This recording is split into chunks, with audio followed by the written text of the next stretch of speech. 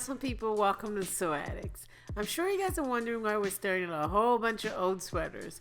Well, today we are actually going to be transforming our old sweater into this pair of awesome gloves for winter months. So yeah, I'm pretty sure you guys have all these old sweaters in your closet. I mean, I don't even know why mine looks great on camera right now, but I'm telling you, this thing has like holes all over the place and I just haven't gotten around to fixing them. And we could pretty much just do all kinds of gloves with these. I mean, a camel glove, wouldn't that be awesome? But I think I'm just gonna go with something a little simple for this video. So I am gonna use this gray sweater, which actually kind of shrunk on me, so boo-hoo to the sweater. And so we're just gonna get started. If you guys love my channel, do not hesitate to subscribe. And if you're new here, welcome to my channel. Make sure to check out my last video where I made a puffer vest, so link down below, and let's just get started. So to get started, we are going to grab the sweater we are using to make our glove. So we're really only going to work on the bottom of our sweater today, and you pretty much only need your hand and a tailor's chalk or a pen to trace out your hand.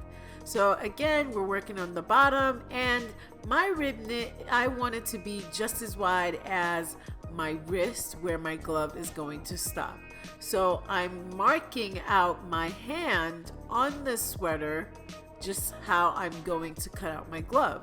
So again, my rib knit is going to be the size of my wrist. So you basically want to place your hand where you want your rib knit to stop and begin. So mine stops there and it's going to end there on my wrist. So now I've pretty much traced my hand on my sweater. So again, you could just straighten out the lines and make sure all those points on your fingers are nice and sharp. So now that we've successfully done that, we're gonna add at least 1/4 of an inch around our hand. And to make this easier, I'm just going back to put some pins on my sweater so I make sure that everything is laying nice and in place. So again, you want to continue to add your 1/4 inch seam allowance. You don't want any seam allowances too big because it's just going to make things kind of harder for you when sewing. So I traced out all the 1/4 inch seam allowance around, and we're pretty much just going to start with the process of cutting our glove out. So you want to make sure to follow the nice curve all around, or if you don't, your glove is pretty much going to look kind of wonky when you're done. So make sure to cut it out where the seam allowance obviously is still in place. So once you've cut out that one hand, all you got to do is just flip it over and cut out the second pair. Make sure that everything is laying nice and neat as well, and of course trace it all out. If you want to make sure things are in place, you could also put some pins down there so it's easy for you to cut it out really nicely, and you just cut it out like we did for the other pair as well. So now we're in the sewing machine.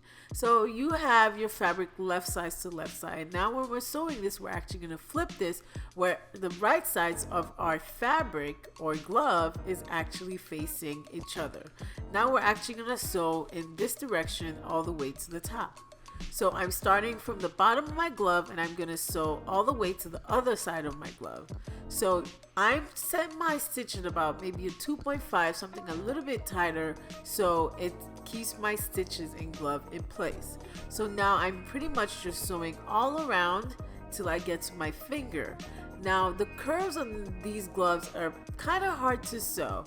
A little trick when you're sewing this is you pretty much want to lift your foot every time you have a curve, so you're not fighting with your glove or your fabric. So to give you guys a closer look, I'm lifting my foot when I come to a curve, so I'm able to easily just turn my glove how I want on the sewing machine. And this gives me a really nice ease where I'm able to just go around my glove very easily. Now one thing I want you guys to do when you get to your glove is to back stitch or back tack at the edges or right at the points of your glove.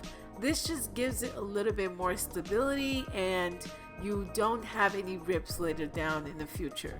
So again, you just want to do all this until you pretty much sew all 5 fingers. Yeah, 5 fingers. So make sure to do this until you reach the bottom of the edge of the other side. So now that we've done sewing this on the sewing machine, it should look something like this. So one thing I also want you guys to do is to basically snip a little into the seam allowance. This gives the fingers a little bit of shape, and it also allows you to move your hands freely. So now I'm pretty much just flipping over each finger, turning it to the right side. I found it easier to flip each finger instead of trying to just flip everything at once. So make sure to do this as well. And once you flip each finger, you want to make sure to also stretch out each finger as well. And you could even put on your glove just to see how it fits, if it's too loose, if it's too tight, and you got to make some adjustments. So now that I've put mine on, I kind of think mine fits pretty great. So I'm just gonna leave this, and that's pretty much the end of this video. Do not forget to sew the other pair as well. If you love this video, please give this video a big thumbs up, and if you haven't already, make sure to scroll down and subscribe. Leave me a couple of words, questions, or suggestions if you have any about these gloves. I hope you guys love this video, and I hope to catch you awesome sew addicts next week.